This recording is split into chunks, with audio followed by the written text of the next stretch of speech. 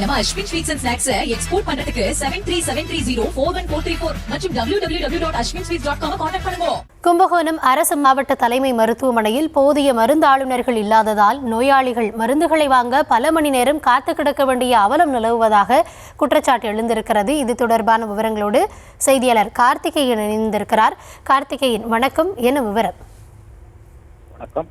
அரசு மாவட்ட தலைமை மருத்துவமனையானது கும்பகோணத்தில் செயல்பட்டு வருகிறது.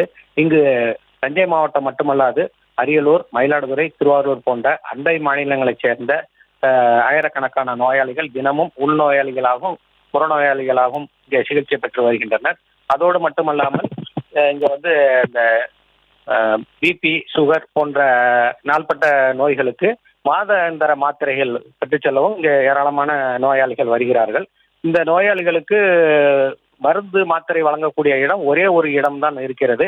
அங்கு போதுமான கவுண்டர், அதாவது 2 கவுண்டர் இருக்கிறது, போதுமானதாக இல்லை. அதனால ஏராளமான நோயாளிகள் காத்து கிடக்க வேண்டியிருக்கு பல மணி நேரம். இதுல அந்த ஷெட் அமைத்து இருக்கிறார்கள், அது போதுமானதாக இல்லை. வெயிலில் பல மணி நேரம் காத்திருப்பதனால் நோயாளிகளும் முதியவர்களும் பெரும் அவதிக்குள்ளாகிறார்கள். எனவே இந்த கூடுதல் மருந்தாளுநர்கள் நியமிக்க வேண்டும், கூடுதல் கவுண்டர்கள் திறக்க வேண்டும் என்று இந்த நோயாளிகள் வேண்டுகோள் விடுக்கின்றார்கள்.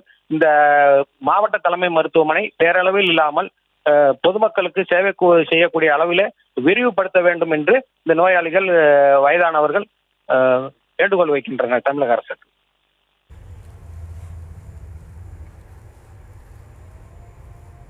விவரங்களுக்கு நன்றி கார்த்திகேயன்.